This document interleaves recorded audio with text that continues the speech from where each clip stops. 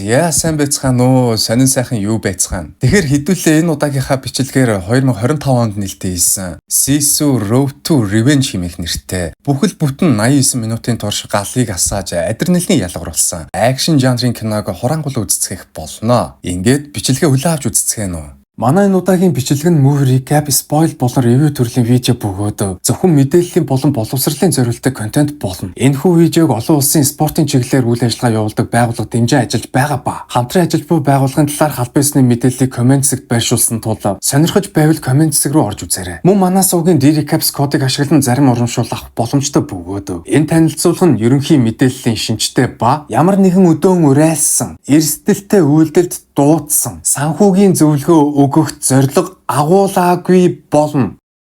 За ингээд кино маань 1946 оны үйл явдлыг өгүүлэх ба тухайн үед дэлхийн 2 дугаар дайн дуусч зөвлөлт холбоотуулс дайнд ялж улс орнуудын хил хязгаар бомтууд дээр өөрсдийнхөө постуудыг босгоод аль нэг улсаас өөр нэг улс руу нэвтрэн өнгөрч буй хүн бүрийг нэг нэгэнгүү нэгтэлж шалгаад хилээр нэвтрүүлдэг болсон байлаа. Хэрвээ та бүхэн энэ киноны 1-р ангийг нь үзэж байсан бол энэ хүнийг манай киноны гол дүр болох Корти гэдгийг надаар хэлэлтгүйгээр мэдэж байгаа байхаа. Харин 1-р ангийг нь үзэж амжаагүй бол энэ бичлэгний дараа заавал үзээрэй гэж зөвлөх байна. Ингээд манай киноны гол дүр болох Корти маань их нутаг болох Финланд руугаа буцахын тулд зөвлөлтчүүдийн босгосон постоор зайлшгүй нэвтрэн өнгөрч. Нэвтрэх үедээ өөрийнхөө үнэмлэхийг харуул цэргүүдэд шалгуултал Кортигийн нэрийг харсан 2 харуул цэрэг дээд удирдлагууд руугаа манай Кортиг амьд эсэм мэнд Финландын нутаг дэвсгэрлөө нэвтрлээ гэсэн мэдээг хүргэж зөвлөлтийн офицеруудыг баг зэрэг сандаргаад дамждаг. Харин Корти маань үнэнч нохотойгоо хамт замаа хөөсөөр гэртээ ирээд тоосонд дарагдаж эзгүүрсэн байшин руугаа орж нас барсан эхнэр хүүхдүүдийн зургийг олж аваад эхнэр хүүхдүүдийн араас хэсэг зур гашуудаж байгаад генетхэн цаашаага үргэлжлүүлж амьдрах ёстой гэдгээ санаад байшингаа эхнээс нь хэрчим хичмээр нурааж унаж явсан машиныхаа твшин дээр ачаад шинэ нутаг олж шинээр амьдралаа эхлүүлэхээр цааш замаа хөөдөг. Үүний дараа киноны син солигдож Сибирийн хамгийн хүнд онц ноцтой гэмт хэрэгтнүүдийг хордог шоронд зөвлөлтийн нэгэн генерал хурч ирэнгүүтээ зөвлөлтийн дайны баатар Игор гэгч нөхрийг шоронгоос суллаж гаргаж ирж уулзаад уг нь чи бидний хувьд агуу баатар гэсэн хэдий чи 2 бага насны хүүхдийг ээжтэй нь хамт амьдаар нь өвчөж тамалж зовоож хороосон. Түүнээс ч болоод Финландын нэгэн дайчин ир манай бүхэл бүтэн зөвлөлтийн 300 цэргийг юу ч хүй хүйс тэмтэрсэн. Тэр дайчны нэрийг Корти гэдэг. Хэрвээ чи тэр 2 хүүг ээжтэй нь хамт хороогоогүй бол Корти гэгч агуу баатар өнөөдөр төрөн гарч ирэхгүй байх байсан юм аа. Тиймээс чи өөрийнхөө эхлүүлсэн дайныг дуусгаж тэр мангасыг устгах юм болоо. Би чиний ялыг хэлтрүүлж чамааг эд хөрөнгөөр шагнаад их нутаг руу учин буцаах болно гэж хэлтэл зөвлөлтийн дайны баатар Игор генералынхаа саналыг дуртай гэгч нь хүлээж аваад манай Кортиг агнахаар болдог.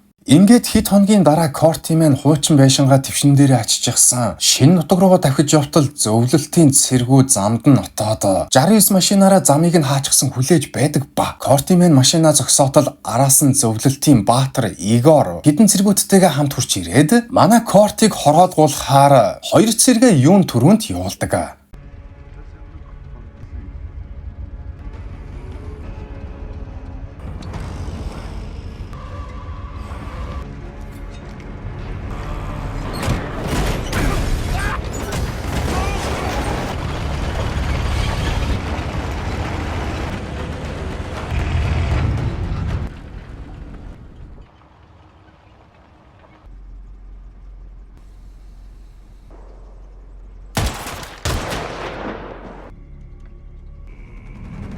Keep very still.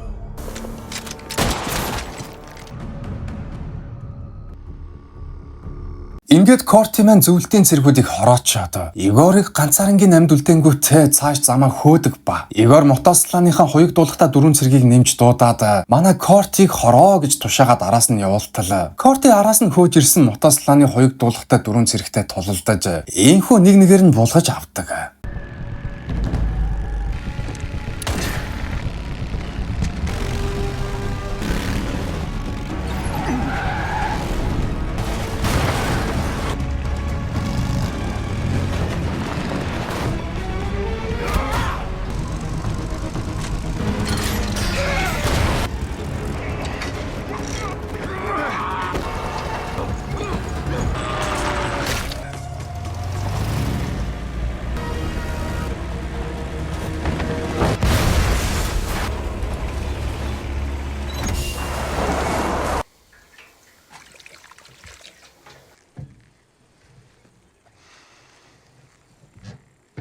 Иймхүү манай Кортигийн араас нэг ч алхам ойртож чадхааргүй болсон Игор агаарын тусгай хүчин рүүгээ холбогдоод хоёр дайны онгоцоор Кортиг хөөлгүүлж эхэлдэг ба Корти маань агаарын довтлохоноос мултрахын тулд нарийнхан замтаа шивгүй ойгоор давхин зогтож араас нь нарийнхан замаар хөөж орж ирсэн онгоцыг зүгээр ингээд л дэлбэлж ихдэг.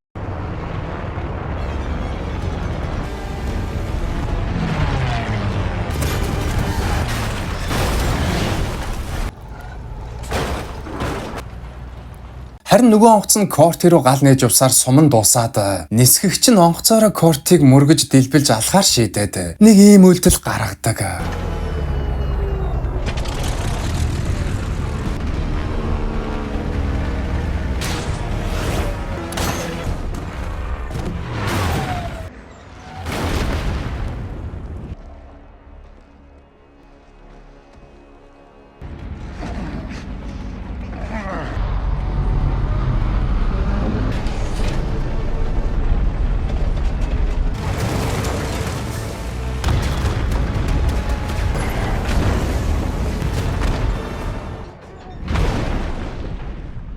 За энэ хүрээд нэг хэсэгтэй л киноны минь акшн сцен завсарлаж кино маань тааваараа амьсгаа авах боломжийг бидэнд олгодог ба усан дунсан машинаас Корти нохоогоо эхэлж гарангуутаа өөрөө дараад нь сэлж гараад живж байсан машиныхаа твшин дээр очиж явсан хуучин байшингийнхаа бүх банзыг сулалж усны мандал руу сэлж гарангуутаа хуучин байшингийнхаа бүх банзнуудыг хооронд нь холбож нэг сал бүтээгээд тэрхүү салан дээрээ гарч сэлүүрцээр эрг рүү хүрч Орос танк болон хайрцаг дүүрэн тесрэг бөмбөг олж авдаг. Харин Игор манай Кортиг хайж далаа руу цэргүүдээ нэг нэгээр нь шумбуулаад Кортигийн живсэн машиныг нь олдогч цогцыг нь олоогүй тул амандаа чи ч ёстой зөрүүд новш юм да гэж өгүүлчээд цэргүүдэд дагуулад Кортиг маань отож эхэлдэг ба Корти яг Игорын отож байсан замаар өнөөх олсон танкн дээрээ хуучин байшингаа аччихсан ирж таарад хоёр талаас бөөм буудал цаан болж тулааны үеэр Корти танктайгаа дэлбэрч маш хүнд бэртэл аваад Игор болон түүний цэргүүдэд баригддаг. Тэгээд Игор Кортиг яг хороох гэж байтал дээд алтнаас нь шуурхаа мэдээ ирж. Тэрхүү мэдэн дээр нь Кортиг амьдаар нь барьж ир гэж тушаасан байдаг тул Игор Кортиг хороохоо болоод нүүрэн дээр нь ухаан алтлан дэвсэнгүүтээ зөвлөлт холбоот руу буцаж байсан галт тэргэндээ ачаад нутгийн зүг рүү хөдөлдөг. Тэгээд зөвлөлтийн цэргүүд Кортигийн хоёр гарыг нь таазнаас дүүжлэн хөлж байгаад ар нурууг нь ямар ч ивсэлгүй хүн мах хөвдөж байгаа юм шиг сэт цогж тамалдаг ба. Игор Кортиг тамлаж байсан цэргийг түрхэн зур болиулангуудаа эхнэр хүүхдийг нь хороосон талаараа ийхүү багталтайгаар дурсан ярьж өгдөг. Би өмнө нь хүүхэд болон эмэгтэйчүүдийг олон тоол хороож байсан. Би тэдний нэр болон царай зүсийг бас яг яаж өгснийг нь огтхонч сандаггүй. Гэхдээ байна. Би нэг хүүг ерөөсөө мартаж чаддаггүй юм. Тэр хүүгийн нэрийг Отава гэдэг. Чиний том хүү яг л чам шиг галзуу ир байж лээ. Хүү чинь ээж болон дүү хоёроо хамгаалж миний нүдийг хутгаар соглонгоо алдсан гэж боддоо. Би өөрт өмнө хизээж тийм зориг зүрхтэй хүүтэй тааралдаж байгаагүй. Тийм зориг зүрхтэй хүүгээр ямар ч эцэг хүн бахархах байсан гэдэгт би итгэлтэй байна. Гисэн хэдийч би сумаа гамнахын тулд чиний хүүг хідэн хэсэг болтон амьдаар нь чавчиж хороочоод гудамжны нохтыг хоололсон.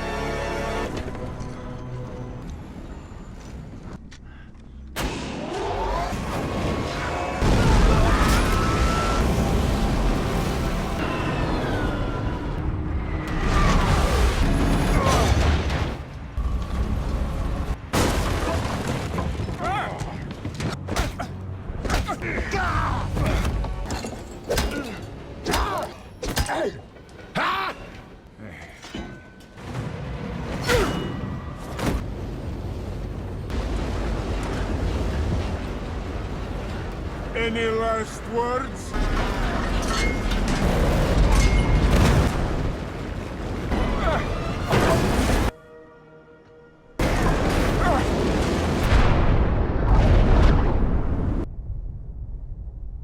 За энэ хүрээд манай киноны төгсгөлийн сцен гарч Корти маань өөрийнхөө амьдрах шинэхэн сорингоо олоод ирчихсэн. Байшингаа эхнээс нь барьж байтал нутгийн иргэд хурц ирэнгүүтээ Кортид маань тусалж байшинг нь хамтдаа барьцгааж нэгэн цагт сүдэж үгүрсэн газар дахин шинээр сэргэж хүмүүс бие биедээ ямар ч нөхцөл тавилгүйгээр тусалж болдог юм шүү гэсэн утга бүхий аз жаргалтай дүр зураглал гарснаар энэхүү кино маань өндөрлөдөг. За энэ хүртэл бичлэгтэйгээ зүгтаа байж бичлэгээ дуустал нүцэн танд маш их баярлалаа. Хэрвээ энэхүү бичлэг маань танд таалагдсан бол та лайк болон саба дараад манай сугийг дэмжиж дараагийн бичлэгүүдэд цаг хадгалгүй тухай үеэдд нь хүлээн авч үзээрэй. Баярлалаа үзэгчдээ.